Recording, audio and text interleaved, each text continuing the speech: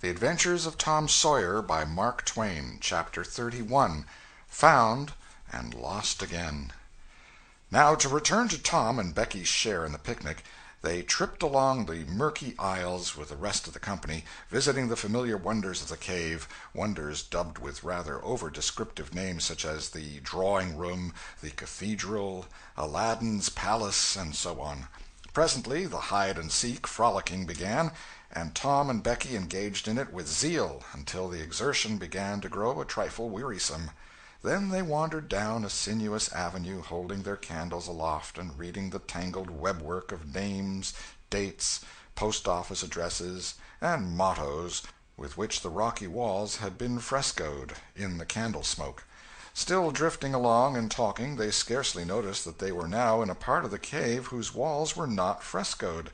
They smoked their own names under an overhanging shelf and moved on. Presently they came to a place where a little stream of water, trickling over a ledge, and carrying a limestone sediment with it, had, in the slow-dragging ages, formed a laced and ruffled Niagara in gleaming and imperishable stone. Tom squeezed his small body behind it in order to illuminate it for Becky's gratification. He found that it curtained a sort of steep natural stairway which was enclosed between narrow walls, and at once the ambition to be a discoverer seized him. Becky responded to his call, and they made a smoke-mark for future guidance and started upon their quest. They wound this way and that, far down into the secret depths of the cave, made another mark, and branched off in search of novelties to tell the upper world about. In one place they found a spacious cavern, from whose ceiling depended a multitude of shining stalactites of the length and circumference of a man's leg. They walked all about it, wondering and admiring, and presently left it by one of the numerous passages that opened into it. This shortly brought them to a bewitching spring, whose basin was encrusted with a frostwork of glittering crystals. It was in the midst of a cavern whose walls were supported by many fantastic pillars, which had been formed by the joining of great stalactites and stalagmites together, the result of the ceaseless water-drip of centuries. Under the roof vast knots of bats had packed themselves together, thousands in a bunch. The lights disturbed the creatures, and they came flocking down by hundreds, squeaking and darting furiously at the candles. Tom knew their ways and the danger of this sort of conduct. He seized Becky's hand and hurried her into the first corridor that offered, and none too soon, for a bat struck Becky's light out with its wing while she was passing out of the cavern. The bats chased the children a good distance, but the fugitives plunged into every new passage that offered, and at last got rid of the perilous things. Tom found a subterranean lake shortly, which stretched its dim length away until its shape was lost in the shadows.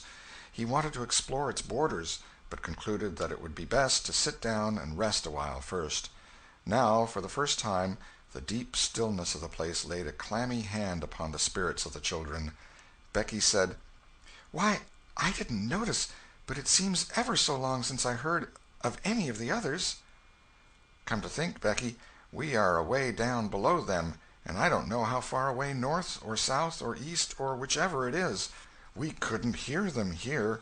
Becky grew apprehensive. "I wonder how long we've been down here, Tom. We'd better start back." "Yes, I reckon we better. Perhaps we better. Can you find the way, Tom? It's all a mixed-up crookedness to me."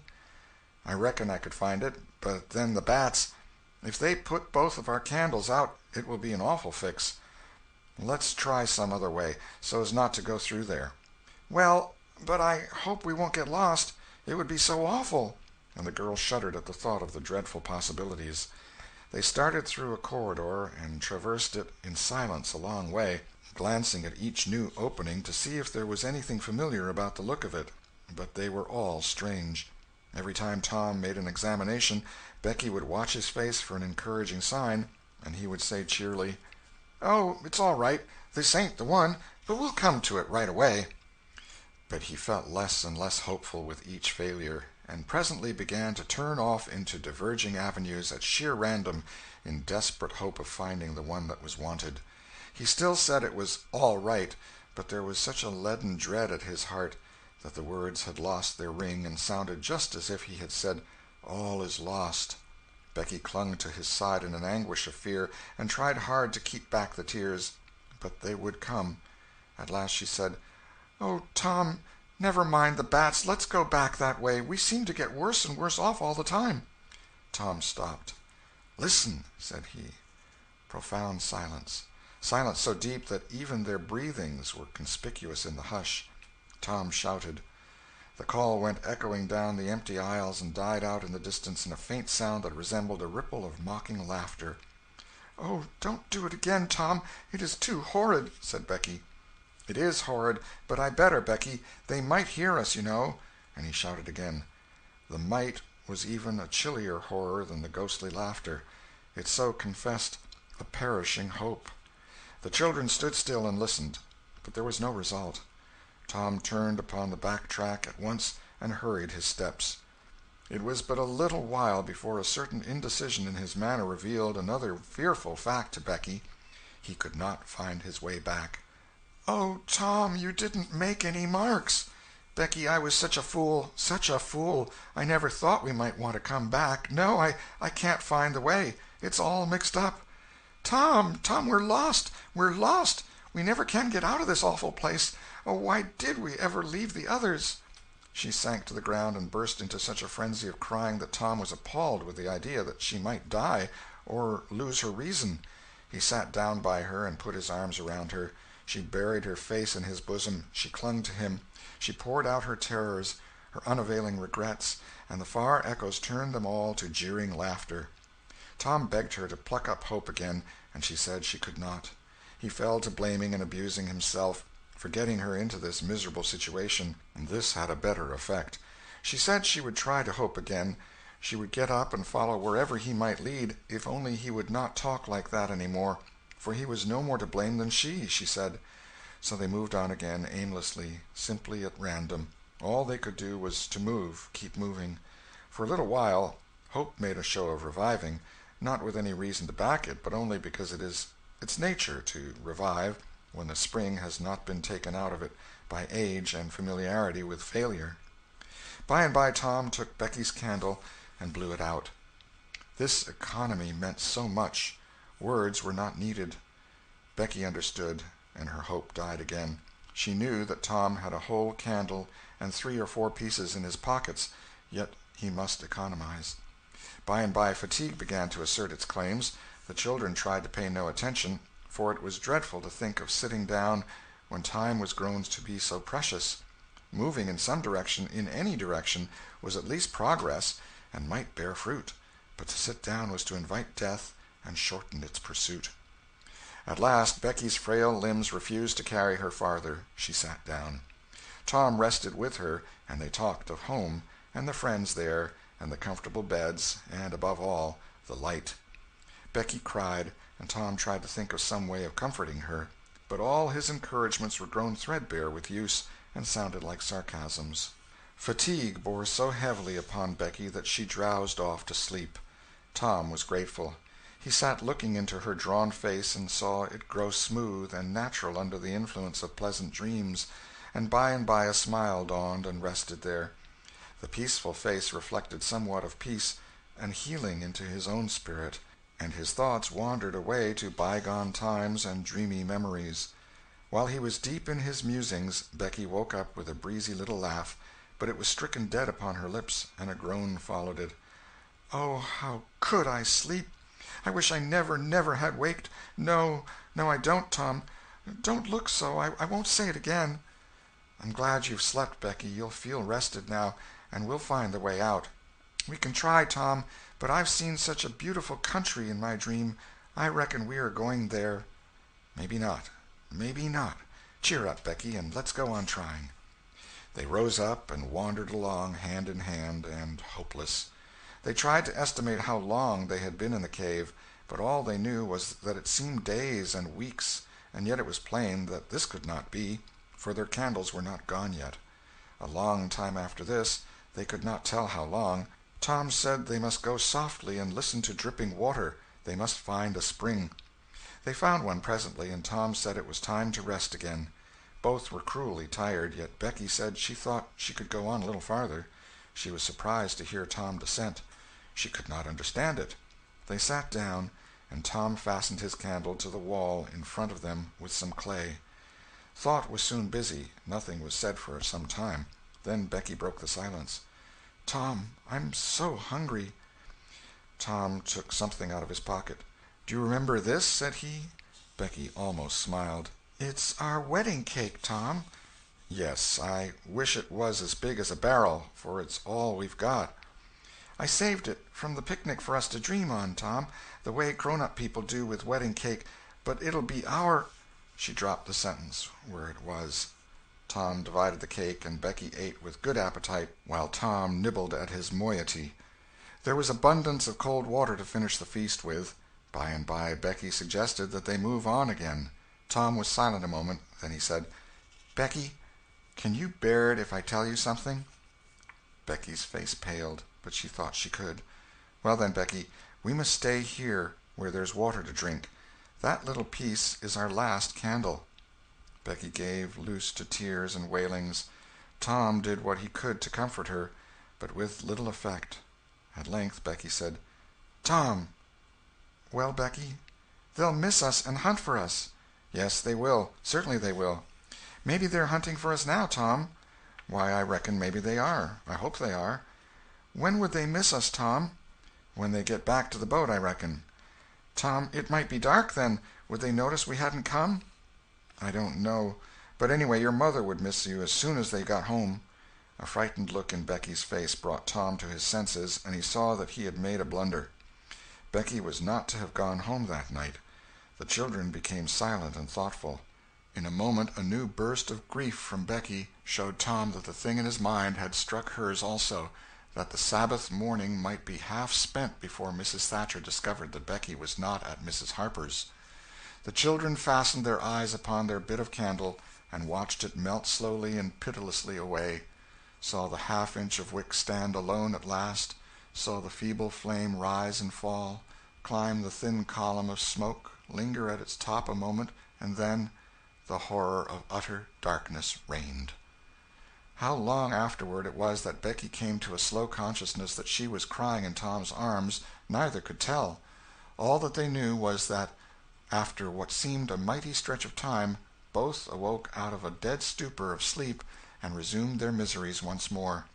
Tom said it might be Sunday now, maybe Monday. He tried to get Becky to talk, but her sorrows were too oppressive. All her hopes were gone. Tom said that they must have been missed long ago, and no doubt the search was going on. He would shout, and maybe someone would come. He tried it, but in the darkness the distant echo sounded so hideously that he tried it no more. The hours wasted away, and hunger came to torment the captives again. A portion of Tom's half of the cake was left. They divided and ate it, but they seemed hungrier than before. The poor morsel of food only whetted desire. By and by Tom said, "Shh! Did you hear that?" Both held their breath and listened. There was a sound like the faintest far-off shout. Instantly Tom answered it, and leading Becky by the hand, started groping down the corridor in its direction. Presently he listened again. Again the sound was heard, and apparently a little nearer. "It's them," said Tom. "They're coming. Come along, Becky. We're all right now." The joy of the prisoners was almost overwhelming. Their speed was slow, however, because pitfalls were somewhat common and had to be guarded against. They shortly came to one and had to stop. It might be 3 feet deep, it might be 100. There was no passing it, at any rate. Tom got down on his breast and reached as far down as he could. No bottom. They must stay there and wait until the searchers came. They listened. Evidently the distant shoutings were growing more distant. A moment or two more, and they had gone altogether. The heart-sinking misery of it. Tom whooped until he was hoarse, but it was of no use. He talked hopefully to Becky, but an age of anxious waiting passed, and no sounds came again. The children groped their way back to the spring. The weary time dragged on. They slept again, and awoke famished and woe-stricken. Tom believed it must be Tuesday by this time. Now an idea struck him. There were some side passages near at hand. It would be better to explore some of these than bear the weight of the heavy time in idleness. He took a kite-line from his pocket, tied it to a projection, and he and Becky started, Tom in the lead. unwinding the line as he groped along. At the end of 20 paces the corridor ended in a jumping-off place. Tom got down on his knees and felt below, and then as far around the corner as he could reach with his hands conveniently. He made an effort to stretch yet a little farther to the right, and at that moment, not 20 yards away, a human hand holding a candle appeared from behind a rock. Tom lifted up a glorious shout, and instantly that hand was followed by the body it belonged to. Injun Joe's! Tom was paralyzed. He could not move. He was vastly gratified the next moment to see the Spaniard take to his heels and get himself out of sight. Tom wondered that Joe had not recognized his voice and come over and killed him for testifying in court. But the echoes must have disguised the voice. Without doubt that was it, he reasoned. Tom's fright weakened every muscle in his body. He said to himself that if he had strength enough to get back to the spring he would stay there, and nothing should tempt him to run the risk of meeting Injun Joe again. He was careful to keep from Becky what it was he had seen. He told her he had only shouted for luck. But hunger and wretchedness rise superior to fears in the long run. Another tedious wait at the spring and another long sleep brought changes. The children awoke tortured with a raging hunger. Tom believed that it must be Wednesday or Thursday or even Friday or Saturday now, and that the search had been given over. He proposed to explore another passage. He felt willing to risk Injun Joe and all other terrors. But Becky was very weak. She had sunk into a dreary apathy and would not be roused. She said she would wait, now, where she was, and die. It would not be long. She told Tom to go with his kite-line and explore if he chose, but she implored him to come back every little while and speak to her, and she made him promise that when the awful time came he would stay by her and hold her hand until all was over. Tom kissed her, with a choking sensation in his throat, and made a show of being confident of finding the searchers or an escape from the cave. Then he took the kite-line in his hand and went groping down one of the passages on his hands and knees, distressed with hunger and sick with bodings of coming doom. End of Chapter 31. Chapter 32. Turn out! They're found! Tuesday afternoon came and waned to the twilight. The village of St. Petersburg still mourned. The lost children had not been found. Public prayers had been offered up for them, and many a private prayer that had the petitioner's whole heart in it, but still no good news came from the cave.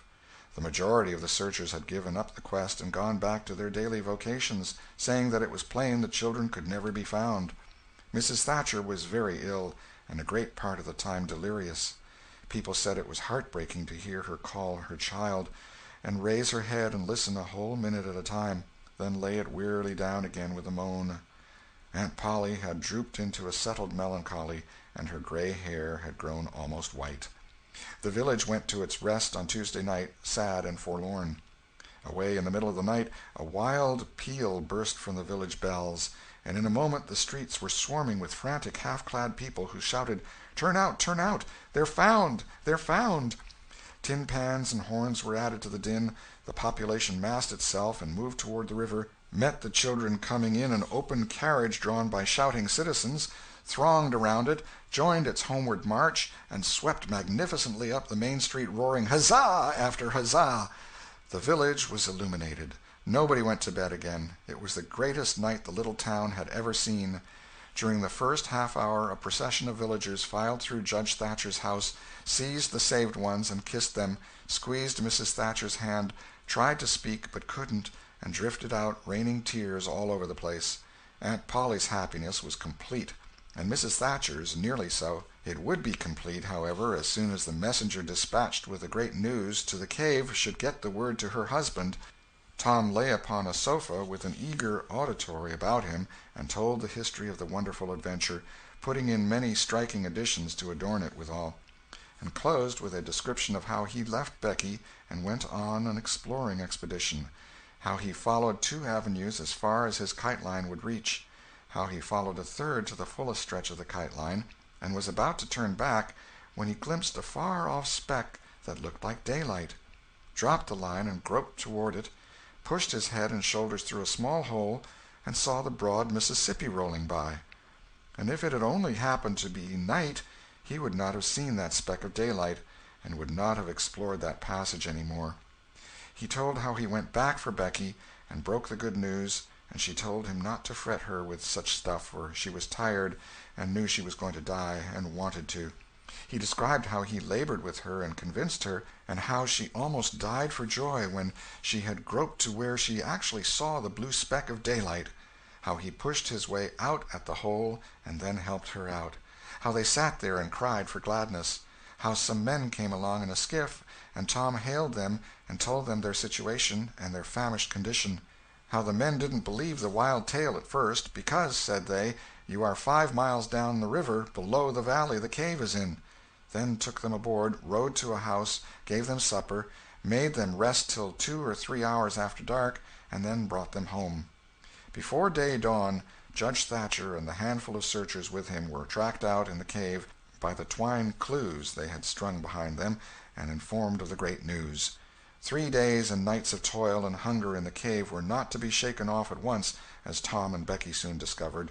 They were bedridden all of Wednesday and Thursday, and seemed to grow more and more tired and worn all the time. Tom got about a little on Thursday, was downtown Friday, and nearly as whole as ever Saturday, but Becky did not leave her room until Sunday, and then she looked as if she had passed through a wasting illness. Tom learned of Huck's sickness and went to see him on Friday, but could not be admitted to the bedroom. Neither could he on Saturday or Sunday. He was admitted daily after that, but was warned to keep still about his adventure and introduce no exciting topic. The widow Douglas stayed by to see that he obeyed. At home Tom learned of the Cardiff Hill event, also that the ragged man's body had eventually been found in the river near the ferry landing. He had been drowned while trying to escape, perhaps. About a fortnight after Tom's rescue from the cave, he started off to visit Huck, who had grown plenty strong enough now to hear exciting talk, and Tom had some that would interest him, he thought. Judge Thatcher's house was on Tom's way, and he stopped to see Becky. The judge and some friends set Tom to talking, and someone asked him ironically if he wouldn't like to go to the cave again. Tom said he thought he wouldn't mind it. The judge said, "Well, there are others just like you, Tom. I've not the least doubt. But we have taken care of that. Nobody will get lost in that cave any more." "Why?" "Because I had its big door sheathed with boiler iron 2 weeks ago, and triple locked, and I've got the keys." Tom turned as white as a sheet. "What's the matter, boy? Here, run somebody. Fetch a glass of water." The water was brought and thrown into Tom's face. "Ah, now you're all right. What was the matter with you, Tom?" "Oh, Judge, Injun Joe's in the cave." End of chapter 32.